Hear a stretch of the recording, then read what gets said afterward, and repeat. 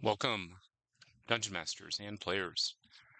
Today we're going to do a quick run through of how we create tokens, how we put them on a virtual tabletop map, and how we can assign character sheets to these tokens.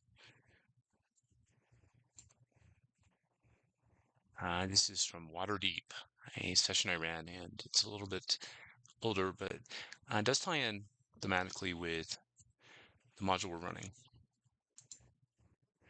We are going to be actually, using this as our scenario. This is Waterdeep, Dungeon of the Mad Mage.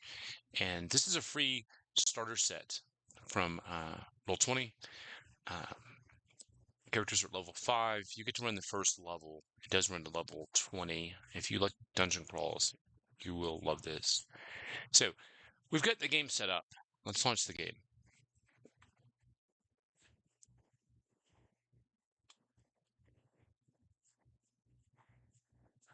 Let's see, I'm actually on the wrong map. Let's go to the landing page, and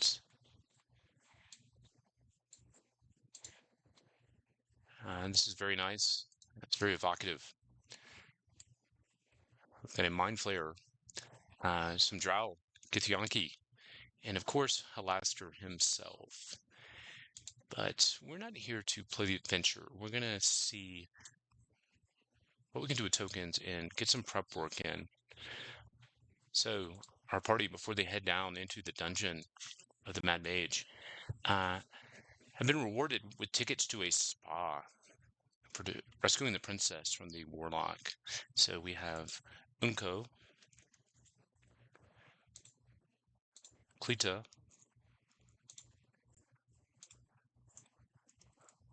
Lila, and we cannot forget Cosmo. This is a gnome illusionist who has been, for the moment, transformed into a corgi. So let me delete some of these tokens while we wait. Side note, this map was made by Rasmus D&D. It's a gorgeous map. A lot of detail, a lot of color. Just a quick tip. If you click on a token and you hold shift and press Z, the token will pop out, give you a nice visual for your players to look at. And we're here. So the only thing is we have the manager, Lana, again, a very vigorous woman who believes in fitness and cleanliness. And she welcomes the party and says, the day is yours. Relax, enjoy yourselves, flourish. But we have a gorgeous map. We have one NPC, but we need to populate this to give it some visual interest. And how can we do that? Well, we can go over to the sidebar. Let me pop that up for you. And once we do that, we can search for tokens on the fourth bar over on the right at the top. That's called compendium. So I'm going to look for some commoners. Let's get some people inside here. Commoner. All right, so looks like we've got 3 different commoners. Let's drag them over. But we don't. We have 3 of the same token. So you can imagine the party's here, very, like I said, rich, evocative environment, and we could actually place a couple more commoners throughout the spa as either attendants or as visitors themselves. But this isn't visually pleasing, having 7 of these exact same individuals here. So let's try to make some unique tokens, and it won't take long. So what's the first step? First step is going to be a Google search, of course. That's most of our life is now. So we're going to go to Google or whatever you're using and type in Commoner 5e, which I've already done. Once you hit enter, click Images, and now we have a great selection. Dozens, maybe even 100 different commoners we could place in our game. The problem is we don't want to use these really tall images. They won't look right on the map. And even if you resize it, it still won't look right. We want to turn these into round tokens we can place on the map. So where can we go? Next up, let's type in token stamp 2 and click that site. Once we do, we'll end up here on the token stamp 2 page. I've got an image I'm working up now, but let's do another one. So I'm going to clear the workspace, choose another image. Let's see. So you can use one you've downloaded, any images you have. And I think I'm going to use, let's use this person here. So as you can see, we've got our token. The only limitation on token stamp is the images come in very narrow. There's not much room to get anything really but headshots, maybe, depending on the size of the image. But the site's great. It's free. It's super fast, so no complaints. If you go up to the round symbol up here, this is where you can select borders. So we could select no border, get a square token. We could select no border and get a circle token, or we can choose any of the options they have, and there are plenty, and they're all very good. Let's stick with the round. If you don't like the color, you can easily change that by clicking border tint, and you can get a wide variety of options quickly. With that, we're going to download this token. All right, so we have our token. Now, how do we want, or how can we bring this over to the map? You can drag and drop these out of your folder directly onto the map, and they will load. So let's do that. The one I just created. Okay, it came in very big. Tokens may need to be resized. So click on the token. There's these handles. You can bring it down to whatever size you want, and the tokens will snap to the grid. If you wanted to make these tokens where they're not snapping, maybe you wanted it to fit, I don't know, different than the grid square, you can go to right-click, Advanced Transform, is Drawing. If you do that, you can bring these tokens down and to size, but we're going to keep her at the regular size. So it's a good tip for things like the animals, familiars, things you might have that normally would come in at the same grid size as the player tokens, but we want them to be a little bit smaller. So we've got a little bit of variety already, and that took about, 2 minutes. But when we click on our token, let's say she's talking to Lana, and Lana is giving her some instructions about what to do for the day. But this token, let's give her a little personality, and maybe she knows something about the spa. So how do we do those things?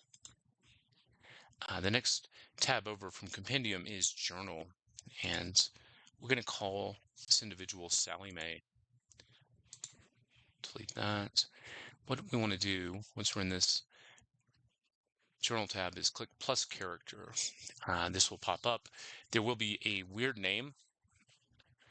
These are randomized names. Some of them are okay. A lot of them are hard to pronounce, so I would want to change those.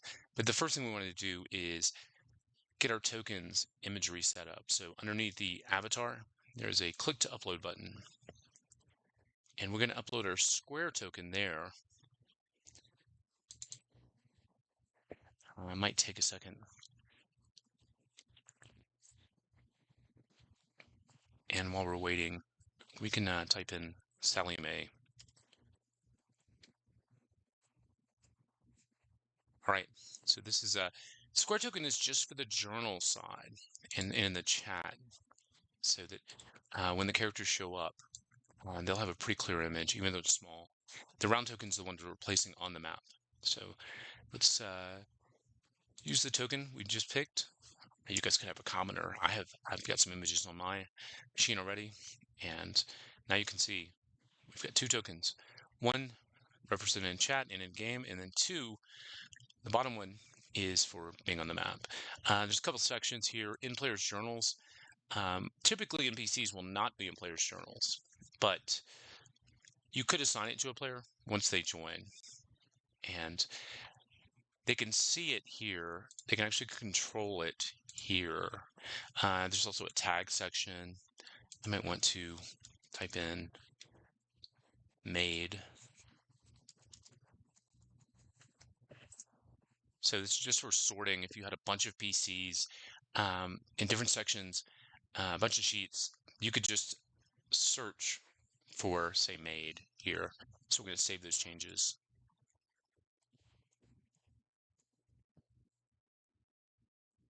Okay, that's done.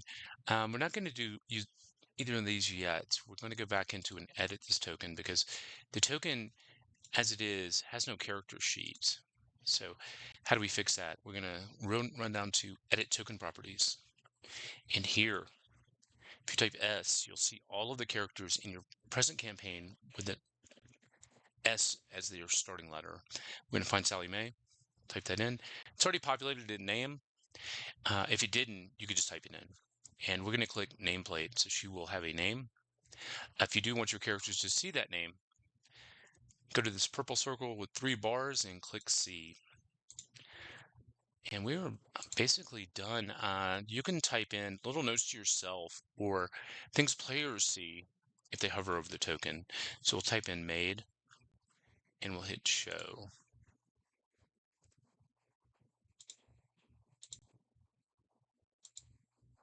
Now our character has a sheet. So if we go back, we have to delete it though.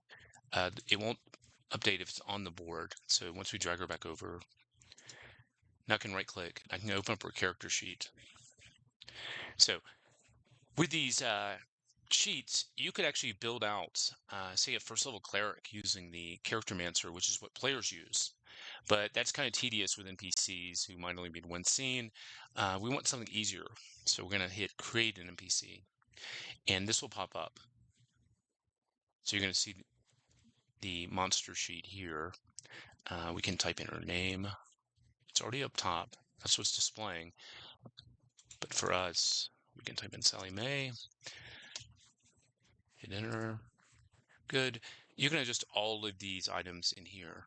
So let's say we wanted to give her an animal handling of 8. Maybe she was around a moon druid. So now she has an animal handling of 8. Armor class of 15. She's very lithe. So hit the cog button. And now you can see she's got an animal handling skill of 8. And if we click that, it'll actually show up in chat. So we've done a lot already.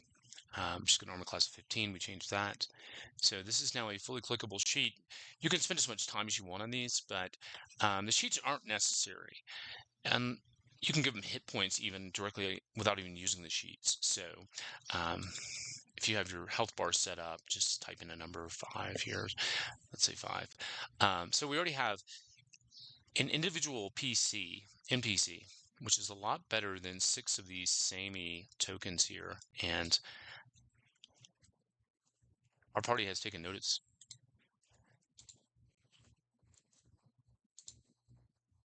With that, let's move on to another map.